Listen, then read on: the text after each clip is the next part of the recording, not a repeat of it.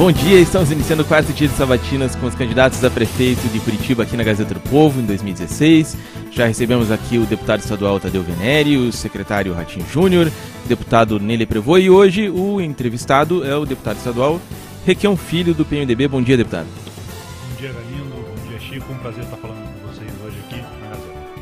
Estamos aqui então com o repórter Chico Marés, meu nome é Rogério Galindo, sou repórter e colunista aqui da Gazeta do Povo e estaremos conversando aqui durante uma hora com o deputado Requião, fazendo uma mini biografia aqui. O deputado tem 36 anos, é formado em Direito, está afiliado ao PMDB desde 1995, aos 16 anos, e atualmente exerce o primeiro mandato como deputado estadual, foi eleito com 50.100 votos e é presidente da Comissão de Defesa dos Direitos do Consumidor na Assembleia. É casado, tem 2 filhos e na última pesquisa que nós fizemos aqui de intenção de voto com a Paraná Pesquisas no ano passado, apareceu com 10,8% dos votos na pesquisa estimulada e 1,6% na espontânea. A gente vai conversar aqui, deputado, só para explicar as regras do jogo para quem está nos vendo em casa. Durante uma hora, são 3 partes da entrevista. A primeira meia hora a gente vai falar sobre o senhor, a sua biografia, o que o senhor já fez até hoje. Na segunda parte a gente fala sobre a cidade que o senhor pretende governar a partir do ano que vem. E no finalzinho sobra um tempo aí para a gente fazer sobre os gostos, o que o senhor gosta aqui da cidade, o que o senhor pensa que é melhor em Curitiba e ainda para o senhor fazer uma mensagem para o eleitor rapidinho no final. Podemos começar? Vamos lá. Então tá bom. Vamos começar pelo começo, pelo seu nome. O senhor apresenta-se como deputado como Requião Filho, mas curiosamente o seu nome de batismo é Maurício de Melo e Silva. Não é nem Requião nem Filho, Maurício, né? Tadeu com TH. Tem um de Tadeu Melo e aí, Silva. muito Exatamente. bem. Não tem nem Requião nem Filho, mas o nome de urna, lógico, o senhor escolheu, entre outras coisas, porque o seu pai é um político conhecido, foi 3 vezes governador de estado, é senador pela 2ª vez da República e não tem um padrinho político de mais peso que o senhor pudesse escolher aqui no estado, né? Ninguém foi 3 vezes governador além dele. Mas isso traz um bônus, né? O senhor, lógico, já começa com um nome conhecido, mas traz também o ônus de o senhor ter que responder por tudo que o senhor pai fez ao longo da vida pública dele. Ou seja, o senhor não começa do zero em nenhum dos sentidos, né? Exato. Como é que é ser candidato nessas circunstâncias? Olha, Requião Filho, antes de mais nada, é porque Requiãozinho ficava muito feio, né? Eu acho que político no diminutivo não vai a lugar nenhum. Fica no máximo ali num parlamento, num cargo de deputado, não vai conseguir. No diminutivo não funciona. Então, Requião Filho. Sou filho do senador Roberto Requião. Tenho orgulho danado disso. Requião é o nome da minha avó. E o Roberto Requião de Melo e Silva virou Requião no Exército. Ele era o Melo e Silva no Colégio Estadual. E foi o Exército que escolheu o Requião por ser um nome forte e um nome não tão comum. Porque eu imagino que aspirante Melo e aspirante Silva deve ter aos montes. Aspirante Requião, aqui em Curitiba, teve poucos. Então, peguei esse nome. E vem com toda a bagagem.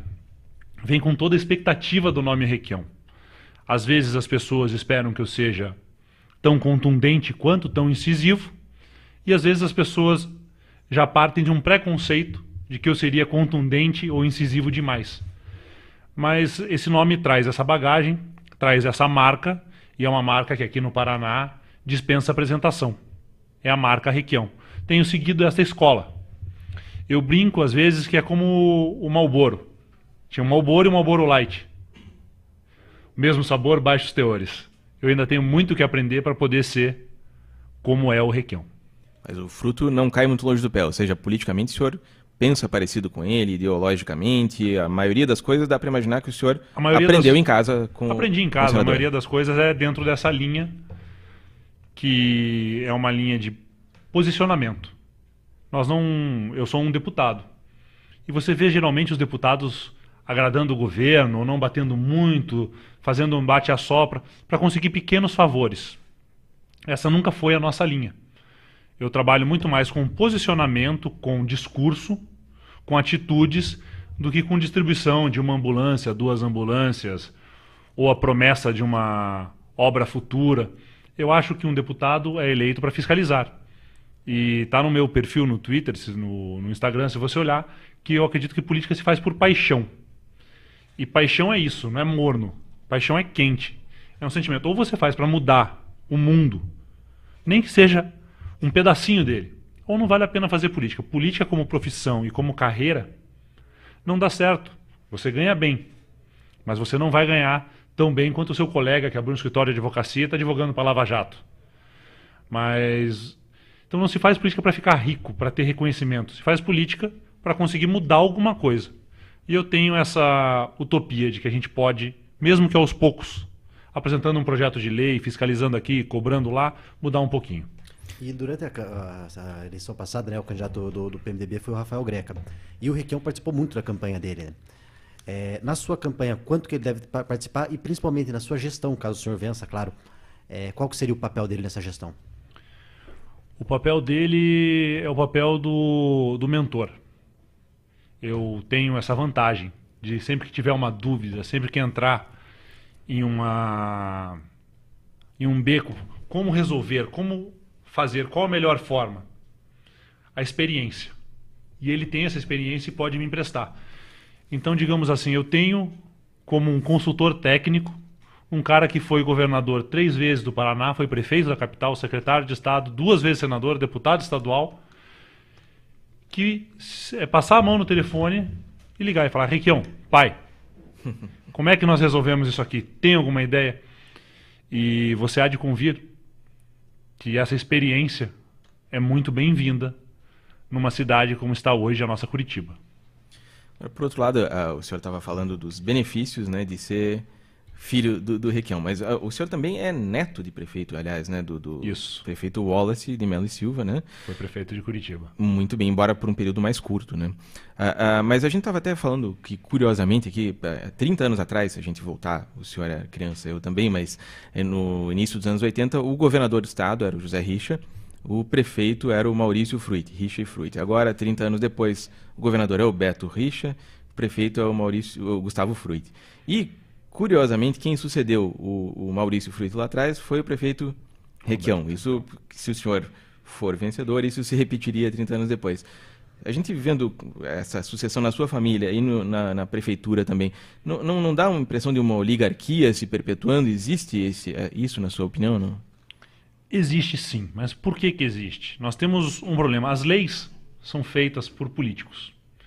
E se você fizer um estudo das últimas eleições, desde 96, para não se aprofundar muito com o novo Código Eleitoral, as regras do TSE, o comportamento dos tribunais regionais eleitorais, você vai descobrir que busca-se uma maneira de impedir que novos nomes entrem na política.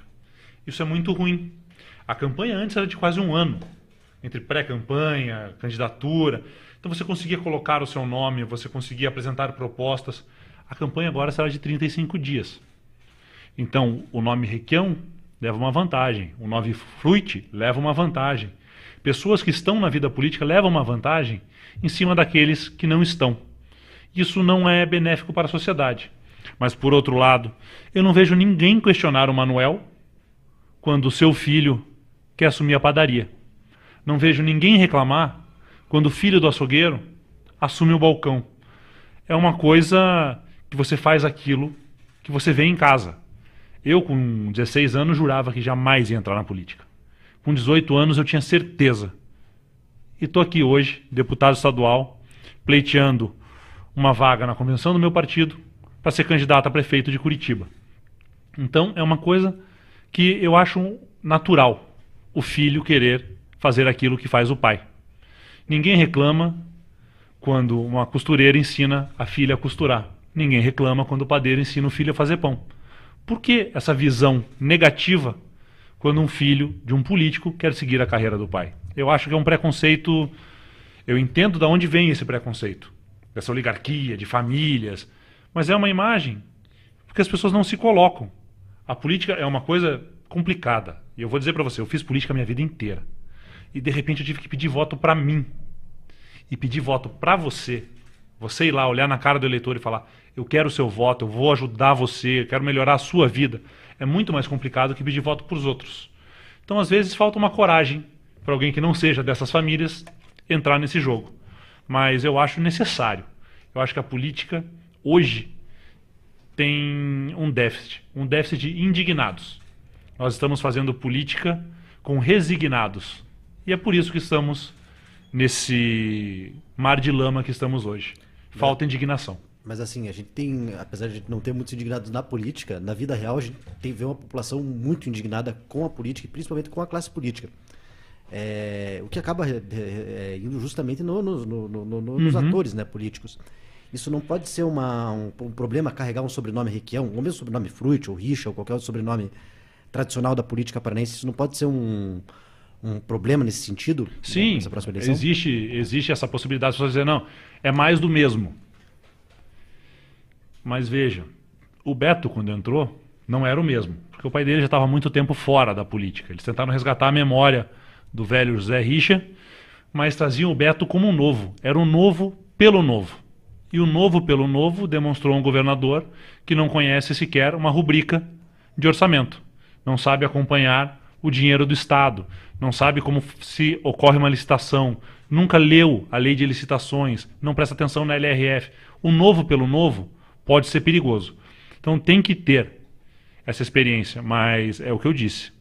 Tem muita gente indignada com a classe política. E é justamente desses indignados que a política precisa hoje. Esse cara que não aguenta mais ver o vereador, ele tem que ser candidato a vereador. O cara que não aguenta mais a promessa do prefeito, ele tem que ser candidato a prefeito. Ou pelo menos se colocar como para levantar o debate. Porque senão nós vamos ficar debatendo Curitiba aqui em velhos clichês. Vale metrô, não vale metrô, sobe tarifa, não sobe tarifa. E vão dar sempre as mesmas soluções. Eu acho que está na hora de pensar um pouquinho fora da caixa, procurar novas soluções para velhos problemas. O senhor até está falando do novo pelo novo. O senhor tem a sua experiência na política formal é bastante pequena, né? O senhor está no primeiro mandato de deputado estadual, tem só 36 anos, né? O que é bem mais novo do que a média dos candidatos a prefeito. Por que o senhor não seria um novo pelo novo? Veja, eu acompanho isso desde que eu nasci. É aquilo que eu falei. Eu, com 2 anos de idade, o Roberto Requião estava fazendo campanha para deputado estadual comigo no colo. Com 4, 5 anos ele era prefeito. E eu fui acompanhando o crescimento político do Roberto Requião. E o meu pai é um cara que gosta muito dos filhos por perto, embaixo da asa. Então ele me levava para assistir a reunião, ele me levava para ver a palestra, eu acompanhava os debates dele com o Heron sobre tributos, acompanhava o debate com o secretário de saúde sobre saúde. Eu sempre acompanhei de perto isso. E por incrível que pareça, eu, quando com 20 e poucos anos, que já estava passando dessa fase da adolescência rebelde dos 18, de não querer nada com política, e começar a ver que a política era o único jeito de se mudar a política, era fazendo política,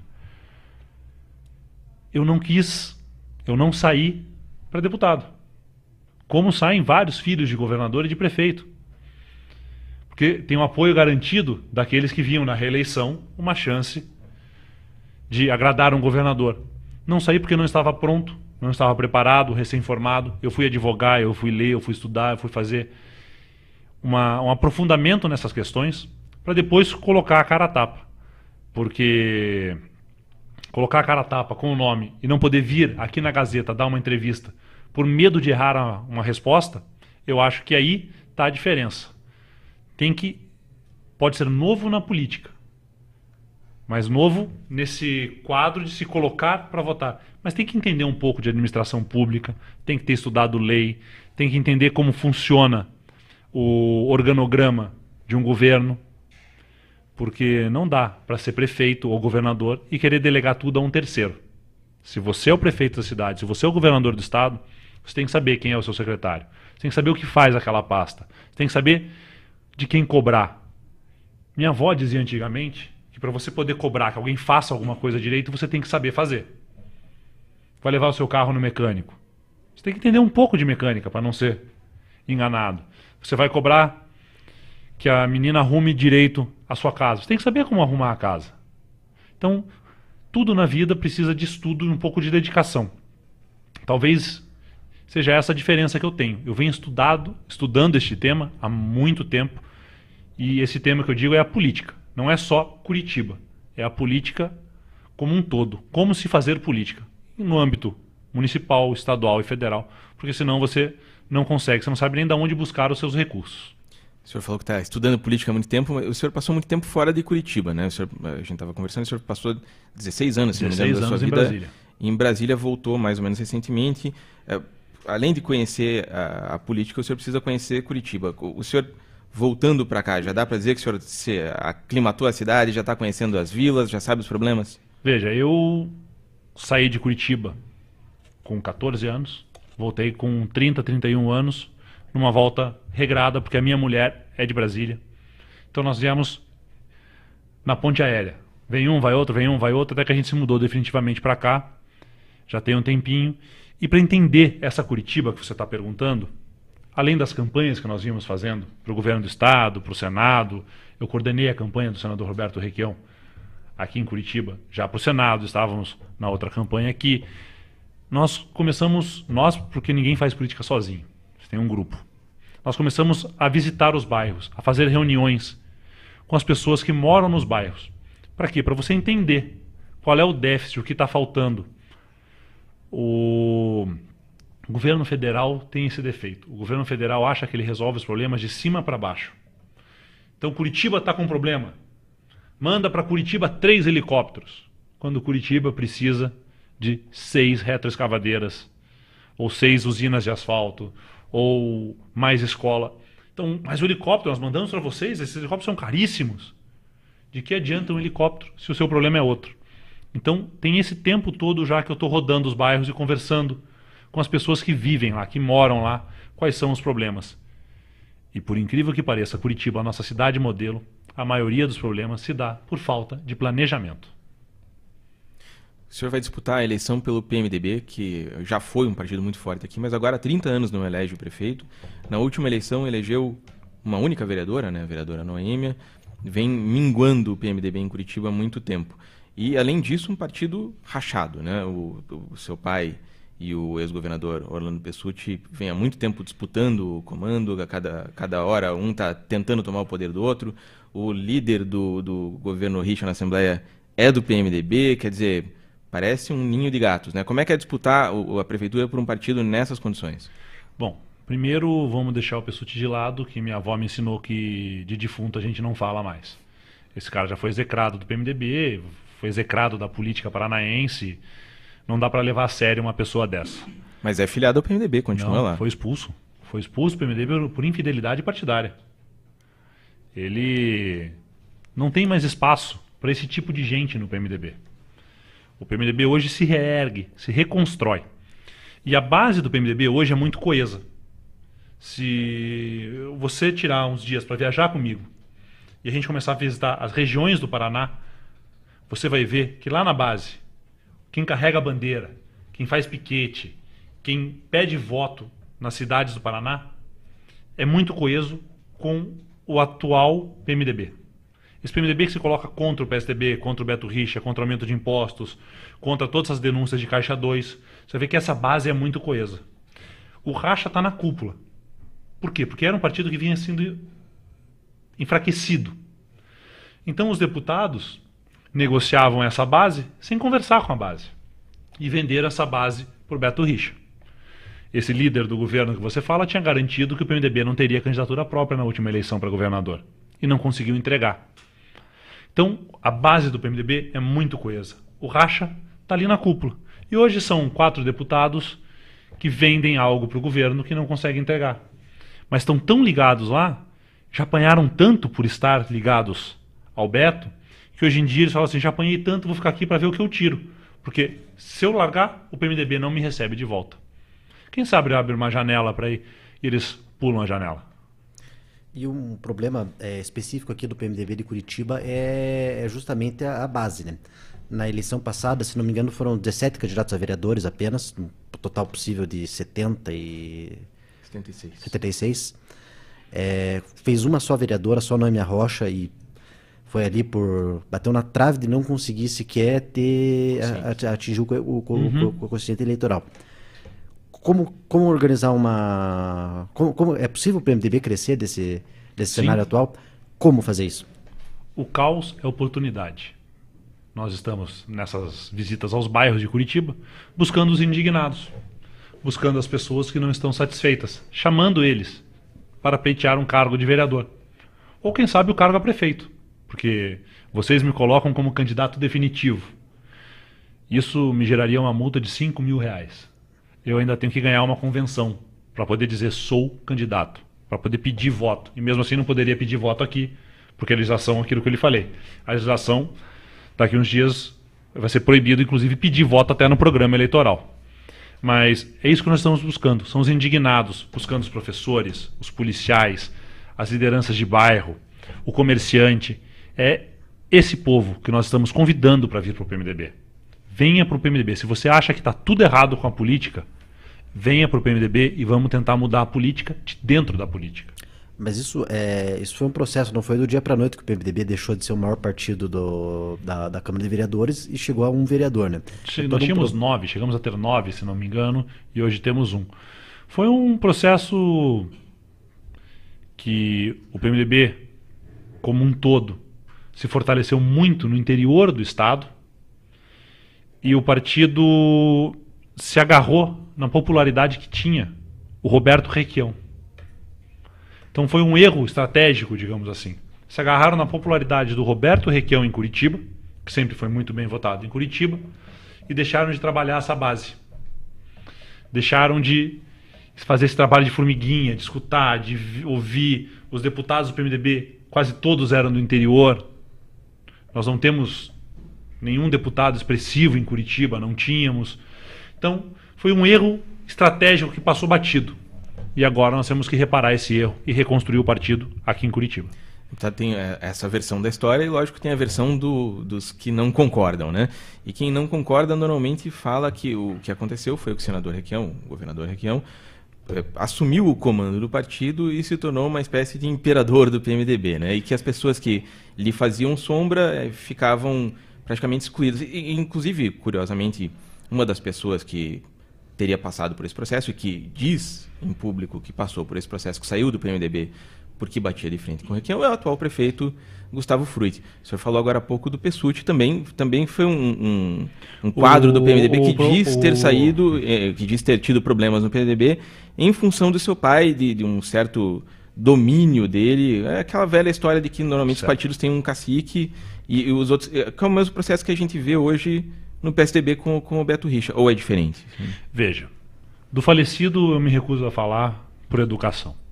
Mas o Gustavo saiu do PMDB porque ele não conseguiu ganhar uma convenção. Então veja, não é bem a história de se impor à vontade do Requião. Ele não conseguiu convencer um partido de que ele estava pronto para naquele momento ser o candidato. E no que ele perdeu, ele rompeu. Mais ou menos como aquela criança que traz a bola para o campo, quando o time dele começa a perder, ele põe a bola embaixo do braço e vai para casa, bicudo. Então faltou ali o entendimento de como funciona um partido. O PMDB é democrático. E tanto é que o partido, na bancada estadual no governo passado, por decisão interna, foi apoiar o Beto. Nós tivemos que ganhar uma convenção para tomar o partido. Nós ganhamos uma convenção com quase 97% dos votos agora. Então isso não é o imperador Requião. Isso é a hegemonia de uma ideia. Nada é tão forte quanto uma ideia quando chegar da sua hora.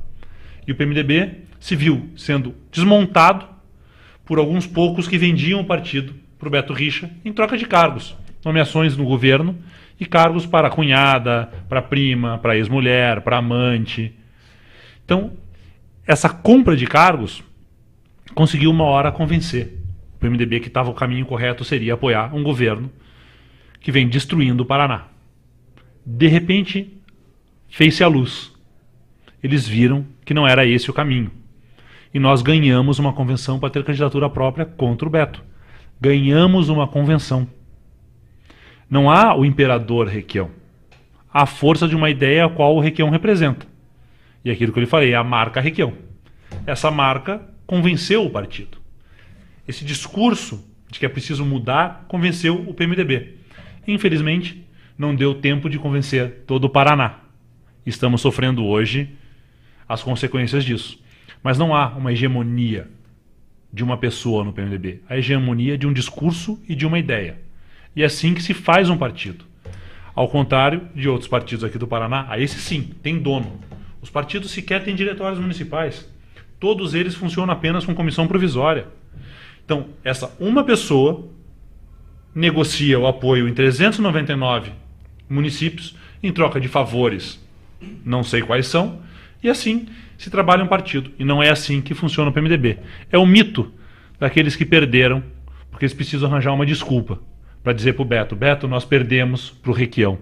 Então eles inventam essa desculpa para ficar um pouquinho menos feio da surra que eles tomaram dentro do partido. E o PMDB na eleição de 2014, né, foi aliado somente com o PV e com o PPL, se não me engano, para a eleição estadual. Na municipal de 2012 foi de chapa pura, não teve nenhuma coligação nem nada. O PMDB já está conversando internamente possíveis coligações agora para 2016? Sim, nós estamos conversando com outros partidos, mas nós temos uma ideia, eu principalmente, que partido tem que ter candidato. Se você criou um partido, você tem que lançar um candidato. Qual é o objetivo de ter um partido se não tiver um candidato?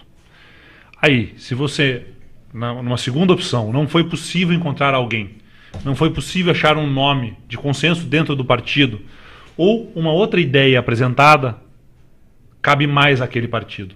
Aí sim se conversa. As conversas agora têm sido, que eu tenho escutado na Rádio Corredor, tem sido todas as conversas. Mas se nós formos com você, o que a gente leva, que não é esse tipo de conversa que o PMDB quer fazer. Se formos buscar apoio em cima de um discurso e de uma ideia para Curitiba. Mas as conversas começam a acontecer em cima de ideias, não troca de cargos. Mas hoje já tem algumas posições mais ou menos sedimentadas, né? Algumas alianças ali, não diria sedimentadas, mas pelo menos que já vão se apontando. Por exemplo, PDT com PV, enfim... Veja, é uma aliança meio sedimentada essa, porque se você se der o trabalho de ver o PV de Curitiba, eu acho que a executiva inteira está empregada na prefeitura. Uhum. Então eu pergunto ao PV estadual, seria essa aliança uma aliança programática ou uma aliança pragmática de alguns aqui em Curitiba? Então tem que ver se o discurso apresentado pelo Gustavo para a próxima eleição é um discurso que o PV endossa, ou se é um endosso para sacar depois no caixa. Sem criticar o PV, mas isso é um problema nos partidos. Os partidos precisam fazer alianças programáticas, não pragmáticas. Tem que ser em cima de um discurso e de uma proposta. Como é que você explica um partido, por exemplo, a favor do aborto, fazer uma aliança com o Partido Socialista Cristão contra o aborto? Não fecha o discurso. Então tem que ver se essa aliança é programática ou pragmática. E isso nós vamos tomar todo o cuidado para fazer a aliança para a próxima campanha. Falando em alianças do PMDB, recentemente vocês perderam um quadro importante do partido, que é o ex-prefeito Rafael Greca, que pretende disputar a prefeitura contra o senhor. Como é que o senhor vê a candidatura do Greca pelo PMN? Eu não vejo uma candidatura do Greca contra a minha candidatura. Eu acho que ele viu o meu nome crescendo dentro do partido, de repente achou que não teria a força para ganhar uma convenção interna, porque o nome dele nunca foi descartado. Inclusive, dentro das convenções, no começo de todas as conversas, sempre se esperou ter uma convenção de 3 partes, o Rafael, o Requião e o Stefanes. Sempre foi algo esperado dentro de uma convenção partidária. Acho que ele quis se preservar a esse embate interno e procurou um outro partido. O PMN é um partido novo. E vejo o Greca querendo lançar as suas ideias, a sua visão. E não imagino que mude muito da última eleição a visão que ele tem para Curitiba. Eu acho que caberá a Curitiba decidir. Não vejo a eleição, o Requião contra o Fuit, o Greca contra o Requião. Eu vejo um debate de ideias, de soluções para uma Curitiba que hoje está muito problemática. O senhor e o Greca, a gente já entrevistou ele também, vai entrevistar aqui na semana que vem, mas já falei com ele anteriormente sobre isso, e parece que os dois lados evitam de criticar um ao outro. Assim. Existe a possibilidade de uma aliança futura, um segundo turno, parece até uma possibilidade de jogar junto? Assim? Vamos ver quem vai para o segundo turno. Temos que ver quem são os candidatos, aqueles que vão, mas eu vejo no Rafael a boa intenção de recuperar alguns projetos em Curitiba. E vejo algumas ideias com as quais eu não concordo, ele deve não concordar com tudo que eu falo, mas a possibilidade de alianças no segundo turno será sempre em torno daquele que tiver a preferência da população para passar ao segundo turno e tiver a melhor proposta para Curitiba. Veja, algumas propostas são promessas eleitoreiras que se repetem. O metrô de Curitiba, o metrô de Curitiba, o metrô de Curitiba. Com o dinheiro do metrô de Curitiba, dá para fazer tanto pelo transporte coletivo, mas fica ruim botar na propaganda no horário eleitoral. O metrô tem aquele impacto, tem aquele apelo mercantil da cidade do futuro, uma cidade que tem metrô. Então, eu acho que a melhor proposta vai em frente.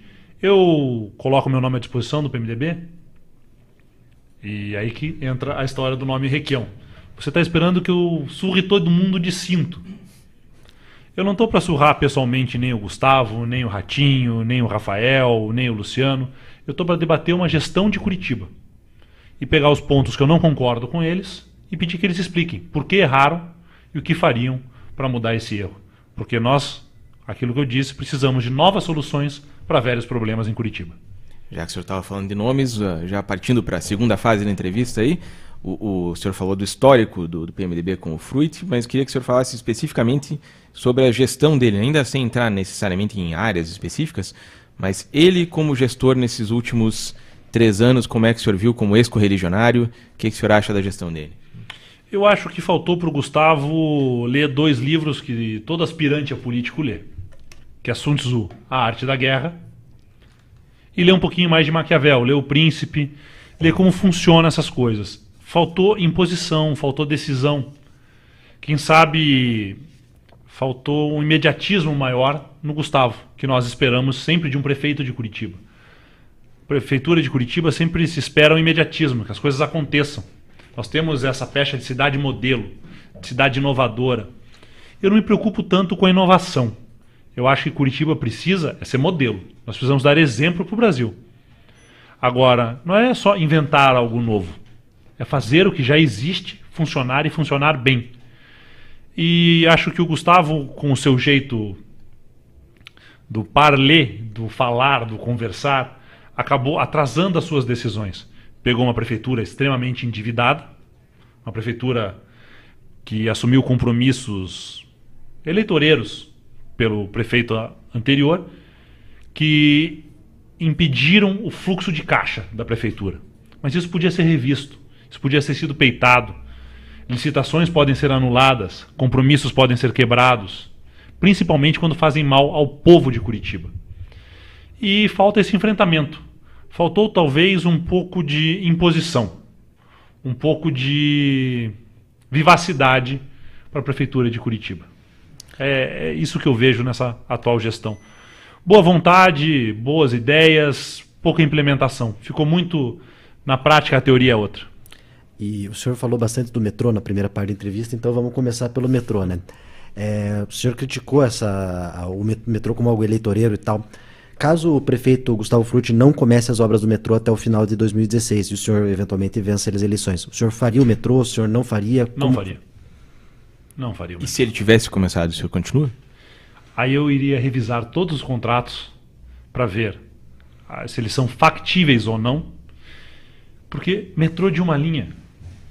Sério, nós já temos o Expresso, que corta os eixos principais de Curitiba. Nós temos um sistema urbano que foi começado na época do Jaime Lerner, muito interessante, do Expresso e dos alimentadores. Esse sistema foi seguido pelo Roberto Requião. E dentro desse sistema nós tivemos a menor tarifa de ônibus do Brasil. Tivemos um sistema integrado, que integrava as cidades da região metropolitana com Curitiba, transformando um sistema com uma moeda única. Vocês vão lembrar do Vale Transporte. Fomos nós que iniciamos isso aqui em Curitiba, dando exemplo para o Brasil. Então nós temos um sistema que era exemplo, onde pagava-se o quilômetro rodado pelo ônibus. E buscou-se criar a frota pública, porque os empresários administram muito bem o sistema. Mas eles têm uma tal de TIR, taxa de retorno, que leva em consideração a degradação dos ônibus, do patrimônio, e essa TIR é muito ruim, está prevista em contrato. Então nós tínhamos um sistema por quilômetro rodado que atendia a população. A tarifa mais baixa do Brasil com a moeda única, o Vale Transporte. De repente, não mais que de repente, esse sistema foi revisto por um prefeito recém-eleito, que tentou ser vereador várias vezes e não conseguiu, muito bronzeado, gostava de andar de moto, gosta de carros caros, gosta de Rolex. E esse prefeito, de repente, quebrou o sistema. Ele acabou com o quilômetro rodado. Para agradar financiadores de campanha, Curitiba, de repente, passou a pagar por passageiro. E por passageiro criou-se a tarifa técnica. A tarifa técnica, nem os caras que fazem a tabela tarifa técnica conseguem explicar ela. O Tribunal de Contas apresentou 47 incongruências na tarifa técnica e faltou coragem ao Tribunal de Contas de apresentar uma punição sequer. Uma CPI na Câmara dos Vereadores apontou diversos problemas, foi feito. E agora se pleiteia, por causa dessa tarifa técnica, por causa desse passageiro no ônibus, uma tarifa mais cara e o fim da integração. O fim da integração é uma estupidez, causada por uma briga de ciúmes entre 3 meninos. O menino Gustavo, o menino Carlos Alberto e o menino Ratinho Júnior. Essa briga entre ex-amigos causou a cisão da integração. E hoje nós temos uma confusão. E daí temos a tal da bilhetagem eletrônica. Veja, o sistema recebe por passageiro. A bilhetagem eletrônica recebe por passagem. E ninguém sabe quantas pessoas andam de ônibus em Curitiba hoje. Você, Galindo, não consegue descobrir. Eu, deputado, não consigo descobrir. Se você perguntar para o Gustavo Fruit hoje, ou para o McDonald's, quantas pessoas andaram de ônibus esse final de semana em Curitiba, ninguém sabe dizer. O senhor falou há pouco que contratos existem muitas vezes para ser rompidos ou algo parecido. No caso, agora o senhor estava falando da CPI da Câmara e do Tribunal de Contas que acharam problemas na licitação e na tarifa técnica dos empresários, né, que cobram... Uhum. Agora, por outro lado, o senhor, até numa declaração que eu achei curiosa, disse que os empresários gerem bem o sistema, que é uma coisa que, vindo da família Requião, me parece muito curiosa. Assim. Afinal de contas, o senhor romperia os contratos, reveria... Os empresários vêm falando, por exemplo, em entregar as concessões desde que recebessem indenização. É uma opção viável no seu ponto de vista? Veja essa indenização. Essa indenização se dá de uma taxa de retorno. Taxa de indenização e retorno a TIR. O Beto fez um contrato que dizia que eles teriam até tanto por cento de lucro. Então os empresários não estão tendo prejuízos. Eles não estão tendo o lucro previsto. Imagina você trabalhar assim. Você abre uma oficina... e a sua oficina dá, por lei, 10% de lucro. Se ela começar a dar 6%, você processa alguém e garante os outros 4%. Então, o sistema de transporte coletivo não está gerando prejuízo, não está gerando lucro previsto. Só que o contrato está mal feito. O contrato tem 47 incongruências, tem tudo aquilo que foi levantado pela CPI. Então, tem gente ganhando mais dinheiro do que deve. A bilhetagem eletrônica... é outra caixa preta, ninguém sabe quem andou. Então tem que se rever isso. Eu sou a favor de retomar a integração, sim. Criar uma frota pública, a moeda única novamente. Mas nós estamos em 2016, tem que ter transparência. Você tem que pegar esse telefone seu aqui e conseguir ver quantas pessoas tem andando no Vila Sandra. O Chico tem que saber quantas pessoas andaram no Inter 2, no Inter 4. Nós temos que criar um sistema mais leve, mais rápido e mais barato. Que é isso que interessa a população. Ônibus bom, rápido e barato. Hoje nós temos ônibus ruins, superlotados, caros e demorados. Agora, por que temos isso? Quem está na Urbis do Gustavo hoje? As mesmas pessoas que estavam na Urbis do Luciano, que estavam na Urbis do Beto e do Taniguchi. Como esperar um resultado diferente utilizando os mesmos players? O contrato tem que ser revisto. Ou tem que ser rompido. Até porque falta coragem para esse povo dizer. Mas as últimas greves são lockout. O senhor tem como provar isso? E já que o senhor fala em romper, o senhor não ficou claro para mim se o senhor aceitaria pagar essa indenização? Não. Ou vai para a justiça para tentar provar que não eles precisa de indenização? Eles estão querendo devolver. Se eles querem devolver, não querem tocar. Não quer tocar, devolve. Tem quem queira. Se você fizer uma nova licitação aqui para Curitiba, com o volume de passageiros que nós temos... vem empresa do Brasil inteiro, se não vier de fora para tocar o sistema aqui. Mas isso demora um tempo e durante esse tempo só tem eles para tocar o sistema. Aí você tem que fazer uma intervenção e botar um gerente. Eu acho que essa história de entregamos, mas queremos a indenização, é uma maneira de pressionar o prefeito para subir a tarifa. Olha, ou você Sobe a tarifa, a gente entrega e ainda entra na justiça contra você. Vão te criar um problemão. Isso para mim parece chantagem. E o senhor falou respondendo o que você perguntou aqui, eu não pagaria. Mas se dentro de uma nova licitação, dentro de um novo contrato, eles resolverem gerir o sistema com transparência, por que não? Tendo uma tarifa justa. Mas a tarifa justa não para eles. A tarifa justa para quem anda de ônibus em Curitiba. Porque quem anda de ônibus precisa... Ninguém anda de ônibus por opção. Ninguém anda de ônibus que acha bonito. As pessoas andam de ônibus porque elas têm que chegar ao trabalho, elas têm que chegar na escola. Elas precisam sair de casa e se locomover do ponto A ao ponto B. Isso precisa ser feito por um preço justo, com qualidade. O senhor falou em frota pública, né? Isso até acho que, se não me engano, o Requião, seu pai tentou fazer isso na prefeitura no passado. Como funcionaria isso? A primeira pergunta. E outra coisa também que é importante, da onde sairia o dinheiro para fazer esse investimento inicial? Porque você precisaria comprar o ônibus, comprar a garagem... A tarifa tem isso previsto hoje. É isso que eu estou falando. Nós já pagamos o ônibus. Você paga pelo ônibus, está na tarifa. Só que daí o empresário compra o ônibus com o dinheiro da tarifa e ainda coloca em cima da tarifa a desvalorização deste ônibus. Ou seja, você usaria a taxa de depreciação para comprar os ônibus, é isso? Você usaria a taxa de depreciação. Você usaria dentro da tarifa, já está isso previsto. Já está prevista a compra do ônibus na tarifa que nós pagamos hoje. Mas está prevista dentro do ônibus, o ônibus novo, está prevista a depreciação desse ônibus, está previsto o lucro do empresário, estava previsto o imposto que o empresário ia pagar, estava previsto a taxa de não sei o quê. É isso que eu te disse, a planilha é uma loucura. A CPI mostrou isso, nós pagávamos até o imposto do empresário. Sim. Não fecha a matemática disso. E por que uma frota pública? Nós temos 7 empresas ou 11 empresas gerando essa malha rodoviária do transporte coletivo. Você tem uma frota pública, você ganha escala.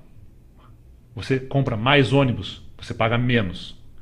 Entre comprar um ônibus e comprar 100, o desconto é maior em 100. A prefeitura não paga certos impostos, o ônibus já vem mais barato. Você vai comprar pneu, você não vai comprar 2, 3 pneus. Você vai comprar 100. Você vai dar manutenção, você já faz isso no pregão eletrônico, de forma clara, aberta. As pessoas podem participar. Lógico, não um pregão eletrônico como aquele que estava arrumando a viatura da polícia aqui no Paraná. Pregão para ajudar primo.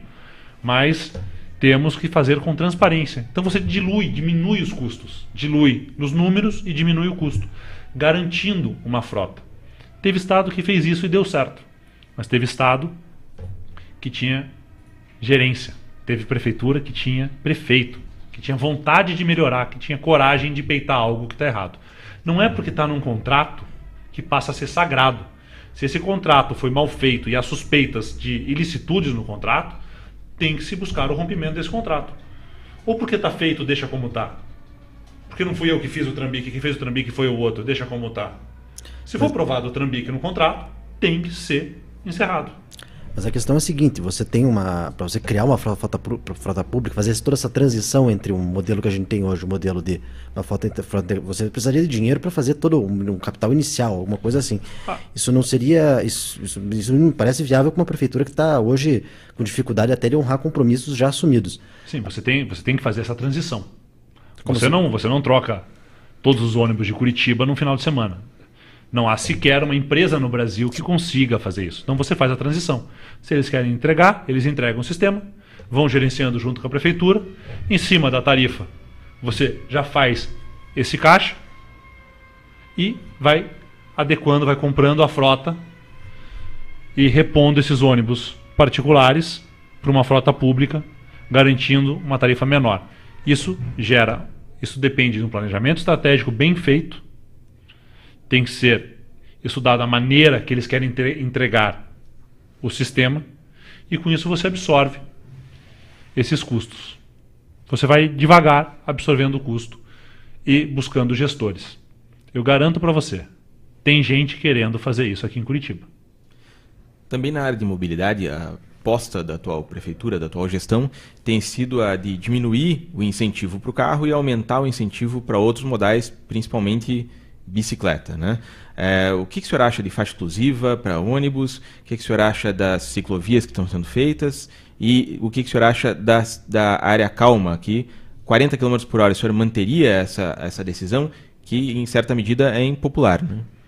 a área calma é uma decisão muito impopular. Mas se você pegar o Código de Trânsito Nacional, você vai ver que não é nenhuma invenção. Em centros urbanos, a velocidade máxima permitida por lei federal é 40 km por hora. Ele simplesmente passou a impor a lei. Mas eu vejo que a área calma foi muito mais para aumentar a arrecadação com multa do que para resolver um problema de um centro de Curitiba que já estava parado. Era muito difícil no centro de Curitiba, em horário de pico, você chegar a 30 km por hora, quem dirá a 40. Atravessar o centro de Curitiba às 6 horas da tarde, ninguém anda a 40 km por hora. Porque ninguém consegue chegar até os 40. Mas as faixas exclusivas, eu acho elas muito interessantes. Eu acho que aquilo que eu disse, quem usa o ônibus usa mais por uma obrigação do que uma opção pessoal. Já tem estudos espanhóis, estudos europeus que dizem que não adianta você querer melhorar o transporte público para tirar carro da rua. Porque quem tem carro, quem tem moto, não anda de ônibus, anda de carro. Você tem que melhorar o transporte público para o usuário do transporte público. Você não vai nunca fazer o cara deixar de usar o seu carro. É a nossa cultura. Deixar de usar o seu carro, a sua moto, o seu meio de transporte, a sua liberdade de ir e vir, para ele usar o público. Então você tem que melhorar o transporte público para quem usa o transporte público. Eu acho que as faixas exclusivas mostram que diminui o tempo do translado de ônibus. Isso é uma vantagem. Pode demover um pequeno percentual que ia de carro, que não tem onde estacionar, que acaba tomando uma multa de estar, a usar esse sistema de transporte melhor, mas não existe essa troca mágica que as pessoas imaginam que todo mundo vai deixar o carro em casa para andar de ônibus. Até porque aí faltaria ônibus em Curitiba, faltaria ônibus em São Paulo, em Miami, em Nova York, onde você quiser. Então, faixa exclusiva é uma ideia interessante. Agora tem que ser revisto o conceito. Qual horário? Todo horário? Sempre? Quem pode usar faixa exclusiva? Táxi entra? Não entra? Que tipo de veículos poderia usar? Os Estados Unidos tem faixas exclusivas para ônibus e tem faixas exclusivas para carros com mais de 2 pessoas. Ou seja, incentivar quem anda de carro a carregar mais pessoas. Você vai sair de casa com a sua mulher para vir para o centro. Se você vier sozinho, você cai com todo mundo. Vem você e a sua mulher, você já pode usar aquela faixa. Aí o seu vizinho fala, bom, se eu for de carro, eu vou cair com todo mundo. Galindo, essa semana vamos no seu, semana que vem vamos no meu. Será que esse não é um conceito para se estudar? Pelo menos nas vias rápidas de Curitiba? Rever os expressos, os binários. Nós temos os eixos que cortam Curitiba. Quais horários? Eu moro no Campo Comprido. O acesso para o Campo Comprido, você vai me perguntar depois, é um dos problemas daquele bairro. Mas nós temos uma via de expresso que ninguém utiliza. Por quê? Porque hoje aquele bairro cresceu muito e falta planejamento de acesso. Será que a gente não precisa rever pelo menos a mão das vias? Brasília tem a cidade de satélites, que tem os acessos, que são poucos hoje, para o trânsito. Dependendo do horário, uma rua, são 2 vias de 4, as 2 vão no mesmo sentido, para absorver aquele fluxo. Na volta, ela inverte o sentido, durante o dia ela funciona normal. Então, são novas ideias para velhos problemas. Agora, você falou das ciclovias que estão sendo construídas. As ciclovias que estão sendo pintadas de vermelho, porque não se fez, até onde eu sei, nenhuma grande obra para aumentar o quilômetro da ciclovia. Eu acho interessante, eu acho legal a ideia da bicicleta. Mas eu me imagino indo para a Assembleia de terno e gravata, pedalando. Eu acho que eu não faria isso. Então eu pergunto se você chegaria aqui na redação, num dia do inverno curitibano, molhado, que nem um pinto molhado aqui para trabalhar, porque veio de bicicleta. Então temos que acreditar na possibilidade da cidade.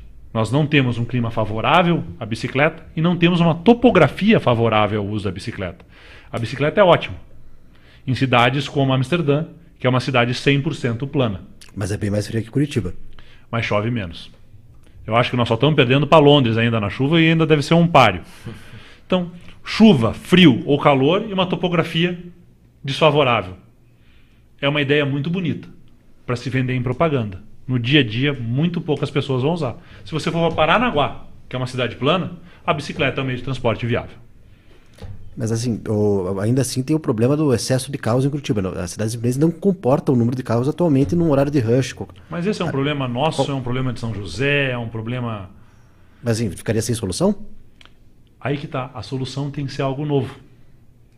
É estimular, por exemplo, a ideia de se usar um carro para mais pessoas. Carona solidária. Carona solidária. Você pode estimular isso de outras maneiras.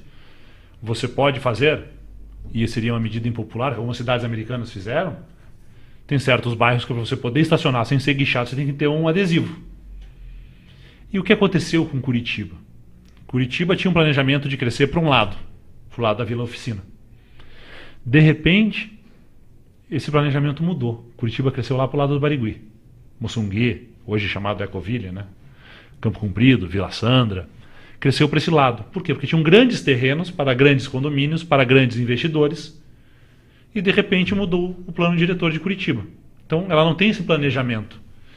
E Curitiba começou a apostar nos centros comerciais, grandes shoppings no centro de Curitiba, o Shopping Miller, o Cristal, e é uma ideia equivocada hoje. As grandes cidades do mundo não promovem mais essa ideia de se trazer para o centro de Curitiba e deixar o bairro dormitório.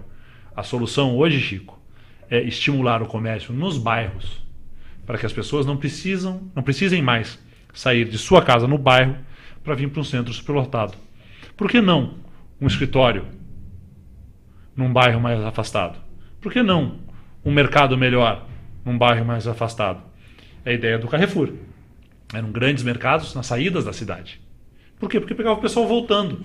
Mas por que pegar o pessoal voltando para casa?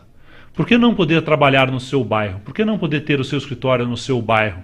Por que não ter no seu escritório uma boa loja, uma boa mecânica, um bom centro gastronômico? Por que ter que vir todo mundo ao centro de Curitiba? Por que essa elitização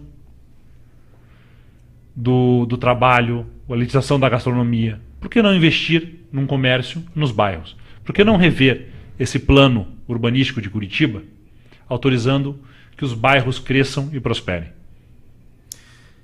O senhor falando de infraestrutura, qual seria, no seu ponto de vista, a obra de infraestrutura que Curitiba mais precisa hoje? Se tivesse que escolher uma prioridade, independente de preço, de localização, uma obra de infraestrutura. Seria uma obra envolvendo o transporte coletivo. Seria uma obra fazendo de maneira correta as grandes intervenções que não foram feitas na tal da Via Verde. As intervenções que não foram feitas, por exemplo, na Avenida das Torres. Nós temos que criar o acesso a Curitiba, o acesso ao centro. Porque não pode um trabalhador que mora em Fazenda Rio Grande vir para Curitiba levar 3, 4 horas num ônibus porque não tem acesso, porque não tem trincheira. Não pode o trabalhador que vem de Pinhais ficar parado porque não fizeram trincheira. Curitiba não pode mais aceitar obras com conceitos antigos. Gastaram bilhões na Avenida das Torres. Hoje em dia tem mais semáforo na Avenida das Torres do que tinha antes da obra. Quando a obra toda era para facilitar o acesso ao aeroporto da Curitiba, porque tinha a famigerada Copa do Mundo. Tem mais semáforo hoje na Avenida das Torres do que tinha antes. E daí enche de pardal. Não faz fluir o trânsito. Então a grande obra de Curitiba hoje, para atingir uma necessidade imediata da nossa população, seriam obras viárias, fazendo viadutos e trincheiras, para que se tenha o acesso e que se reveja também o acesso desse transporte coletivo que vem das outras cidades para Curitiba. Nós temos que criar novos centros de distribuição. Não dá para ser um centro só. Você tem que diminuir isso, diluir e assim acertar.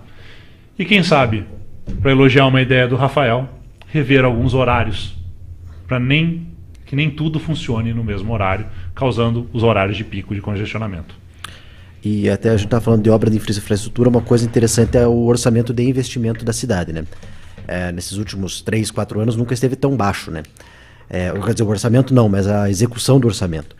O que se explica é que basicamente o orçamento inteiro da prefeitura hoje é comprometido com pessoal e custeio, sobrando muito pouco e tornando a prefeitura dependente de contratação de crédito, enfim, A prefeitura não tem dinheiro próprio para investir em qualquer tipo de obra, de infraestrutura de porte.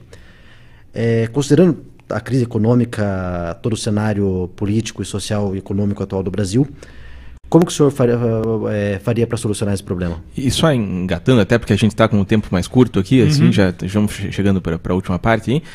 Especificamente para resolver, por exemplo, o problema da falta de vagas em creches e berçários, que é um problema imediato. Só para dar como exemplo, como resolver isso com orçamento curto. O Chico pede que eu me eleja presidente e faça uma reforma tributária e federativa no Brasil para aumentar... Calma, Chico, quem sabe um dia. Eu ainda tenho que tentar me eleger prefeito antes. Mas existe sim um problema do pacto federativo que diminui. E Curitiba hoje paga muita dívida de gestões anteriores. Muitos contratos mal feitos tiram esse poder da nossa capital. Então tem que se fazer primeiro uma auditoria. Ver se está se pagando certo, se se paga o que se deve ou se está se pagando a mais. Para se buscar esse dinheiro. Então, antes de grandes e novas promessas, precisa se arrumar a casa.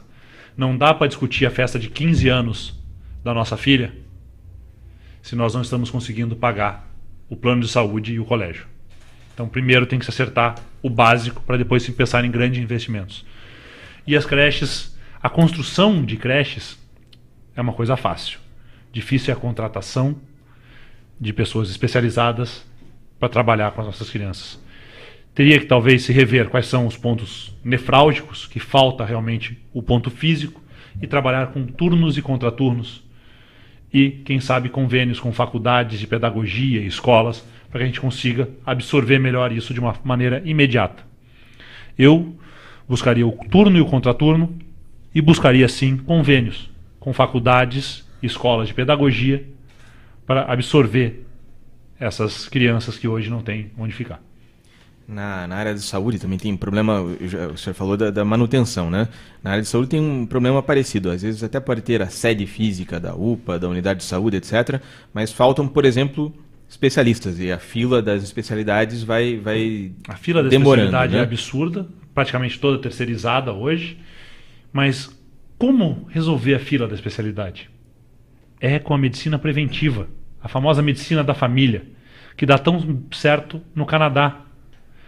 E sem defender Cuba, é um sistema copiado de Cuba, melhorado no Canadá, que nós poderíamos usar de exemplo, o canadense. Por quê? Porque se você faz a preventiva, se o médico conhece aquele paciente, se o médico sabe o histórico do local, você diminui o número de exames necessários. Porque hoje acontece, o médico passa 30 minutos num posto de saúde, faz 14 consultas, cada um que entra ele pede 15 exames, sobrecarrega o sistema. Então, se o preventivo, se o médico conhece, se o médico faz as 8 horas que ele é contratado para fazer, em vez de fazer 8 consultas, se você obriga o médico a estar no posto de saúde, estar presente, trabalhando com a população e conhecendo a realidade, você diminui o número de exames desnecessários. Isso diminui o impacto no orçamento da saúde de uma forma monstruosa. Então, tem que começar do começo. Botar médico para cuidar da dor de barriga, da dor de cabeça, para conhecer a realidade daquele bairro, para saber se tem uma virose que acometeu aquele bairro. A pessoa está com dor de barriga e dor de cabeça. Pode ser dengue, pode ser uma virose ou pode ser algo mais sério. Mas se o médico já conhece aquela realidade, em vez de ele pedir 14 exames de sangue, pedir um ultrassom de abdômen, pedir uma tomografia de crânio especializado em 256 cores, ele sabe falar, pode ser uma virose. Antes de ser câncer, fazer todos esses exames, toma aqui esse remédio, se hidrate, em 2 dias volta. Então você vai diminuindo o custo e vai aumentando a capacidade de gerir e de atender a população. A saúde de Curitiba, se começar do começo, tem salvação. Agora, os meus amigos médicos que me perdoem. 8 horas de serviço são 8 horas de serviço. Não é um número X de consulta que alguém algum dia em algum estudo resolveu dizer que a consulta durava tantos minutos. Então eles trabalham com consultas. Por exemplo, 30 minutos uma consulta, se for o horário médio para a gente fazer uma conta. 1 hora, fez 2 consultas, ele trabalhou 1 hora. Fez 16 consultas, ele trabalhou as 8 e vai embora. Só que ele faz as 16 consultas em 45 minutos. Isso é um desrespeito com a população. É um desrespeito com o sistema público e é um desrespeito com a profissão e com o juramento que ele fez ao se formar como médico. Então, nós precisamos começar do começo. Tudo tem solução. A ideia é buscar novas soluções para velhos problemas. A gente já chegou a 1 hora de entrevista aqui, vamos ter que passar para a parte final. É lógico que tinha muito mais assunto para a gente cobrir aqui, mas a campanha vai ser longa. Se o senhor for candidato, a gente vai falando de todo o resto aí também durante o processo. Mas agora a gente vai fazer só um bate-bola rápido aqui sobre algumas coisas da cidade. Vamos lá. Para ver o que o senhor gosta, o que o senhor tem para dizer sobre a cidade. A gente começa com uma coisa bem simples. Um lugar que o senhor gosta de passear em Curitiba. Mercado Municipal. Um museu que o senhor gosta de visitar. Eu tenho um carinho pelo Museu Oscar Niemeyer, que foi construído na época do Jaime, mas foi gerenciado por 8 anos pela minha mãe e foi um dos museus mais importantes do Brasil e hoje está à míngua, mas ainda é o MON. Uma praça. Praça da Espanha. Um ponto turístico. Ponto turístico? Assim, se o senhor fosse levar alguém para alguém que veio de Brasília e tal, para... Eu acho... O senhor trouxe sua mulher para conhecer a cidade, onde que o senhor levou ela para conhecer? Eu tenho uma coisa meio bucólica minha, acho que as pessoas vão discordar, mas para mim é o Barigui. O Parque Barigui é um dos parques mais bonitos da cidade e é um dos lugares mais gostosos de você levar alguém para ele conhecer. Quebrar um pouco desse clima curitibano, que nós somos todos sisudos. Lá é um lugar diferenciado. Já é a segunda obra do Leonard que você cita entre as suas favoritas. Aí, ó. Então, temos que conversar com seu pai depois. Né? Um bairro da cidade que o senhor gosta? O bairro que eu gosto é o Bigorrilho, que foi onde eu cresci.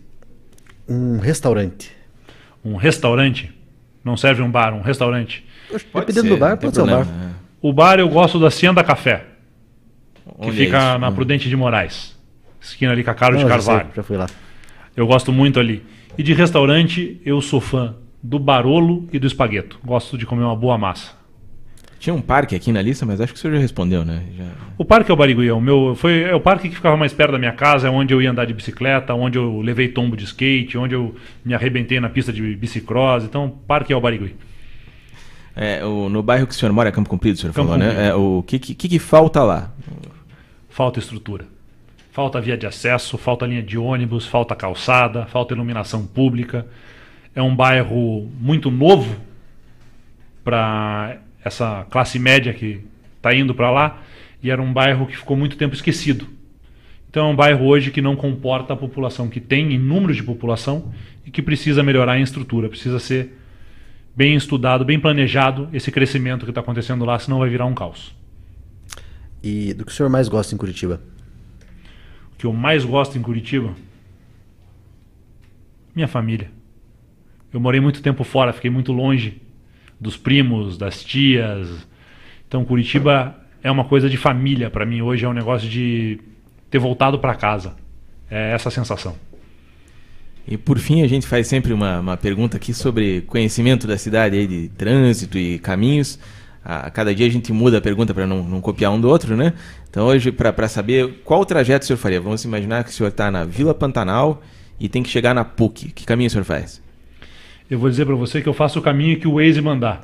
Eu tive lá na Vila Pantanal, quis fazer um caminho sozinho, acabei lá no Ganchinho, passei lá pela Sanepar, deu um problema para pegar o acesso ao contorno lá. Então eu vou fazer o caminho que o Waze mandar.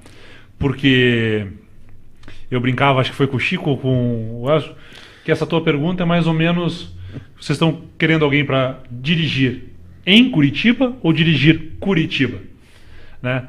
Então eu faria o caminho do Waze, porque já tive por lá, já me perdi, tive no final do ano passado. Então faria o caminho do Waze, do GPS. E hoje, nos tempos de 2016, seria mais ou menos como você vir fazer uma entrevista de emprego aqui na Gazeta do Povo e o editor-chefe perguntar como você usaria o mimeógrafo para rodar a edição de domingo. Mas eu vou dizer para você que em termos de localização, eu sou muito ruim, eu dependo muito da tecnologia. Tá certo. Deputado, obrigado pela sua presença. A gente continua com essas sabatinas. Na verdade, na segunda-feira vai ter uma pausa amanhã. Na segunda-feira a gente volta entrevistando o deputado federal Fernando Francischini, do Solidariedade, às 10h30 da manhã. Agradeço a atenção de todo mundo que assistiu. E amanhã, na Gazeta do Povo dessa sexta-feira, um resumo dessa entrevista do deputado Requião. E para quem quiser assistir na íntegra ou ouvir o áudio, está disponível no site www.gazetopovo.com.br. Obrigado ao Chico, obrigado ao Thiago, obrigado a todo mundo e até a próxima.